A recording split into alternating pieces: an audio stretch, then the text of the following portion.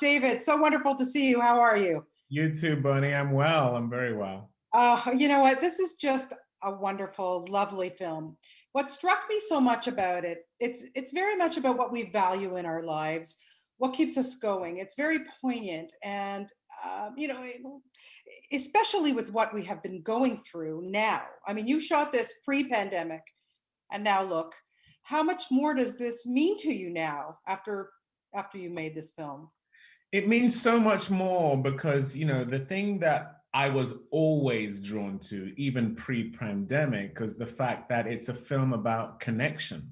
Yeah. Yes, it's a space movie and it has a sort of fantastical, amazing cinematic setting. But, when you look at George Clooney's character in this, it's actually a film about regret. It's about someone who has traded connection for ambition in some ways.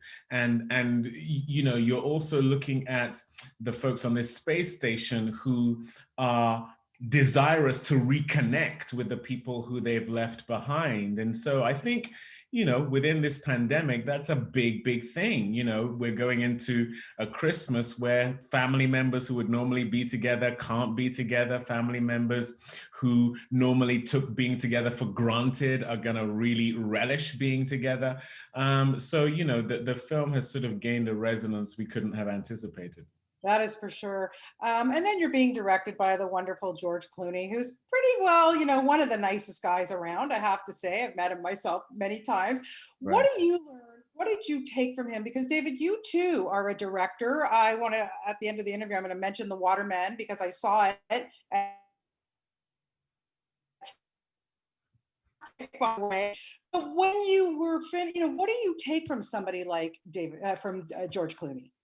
Well, one of the reasons I really wanted to work with him was because I've admired him for so long, not just as an actor, but also as a director and a producer. Those are things I aspire to do. As you mentioned, the Waterman there, I had literally just directed my own directorial debut just before I Yes. went onto his set. So it was really wonderful to be around someone who is further along than me to learn from him. He is the nicest guy you can possibly encounter. And not only that, but he's incredibly human, George. One of the things that I really loved about being around him is, one of the things when you are in my business, rejection, the how fleeting success is, how you can, with all the goodwill in the world, make a film and it doesn't come out as well as you'd like.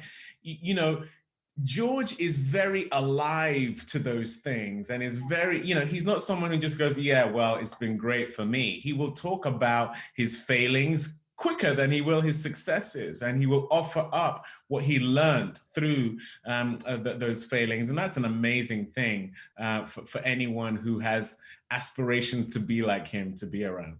Absolutely. The film, emphasizes the small things in life, what matters, and the big things that matter. So, how do you find balance in your life, especially now? Oh, well, family. I'm also a person of faith. I'm a Christian, and that's the rock on which I build my life. It really helps me not put too much stock in the very. I love being an actor. I love telling stories, but it's dangerous to put your self-esteem and your self-worth in something so fleeting. And as George's character learns in The Midnight Sky, there are things more important, you could argue, than your work. And for me, that's my family. Yeah. So quickly, I want to mention the Waterman. Like I said, I loved it. I thought you did a wonderful job, and you star in it. But I have to ask you about Lonnie Chavez. He Yeah. is so wonderful. I watch him on This Is Us every week. He's so great. What did you see in that young man to give him such a huge leading role? He had an emotional intelligence that belies his age.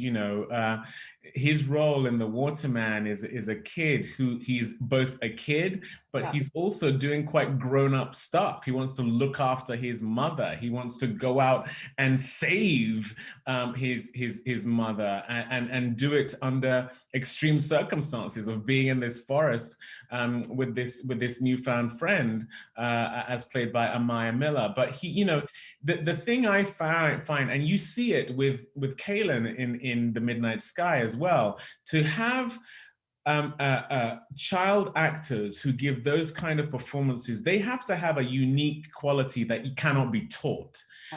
They just either have it or they don't, which is that both when they're speaking, but especially when they're not, you are able to read the emotional truth of what they're going through. And Lonnie has that in spades. Yeah, well, wonderful. Thank you so much for this, your performance in this, and I can't wait for audiences to see both of your films and all the millions of other things you have coming up. But happy holidays to you, my friend, and we hope to see you back in Toronto when you can cross the borders again sometime soon.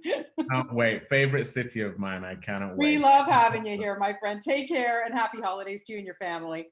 Thanks, Bonnie. Thank you. Okay, bye-bye.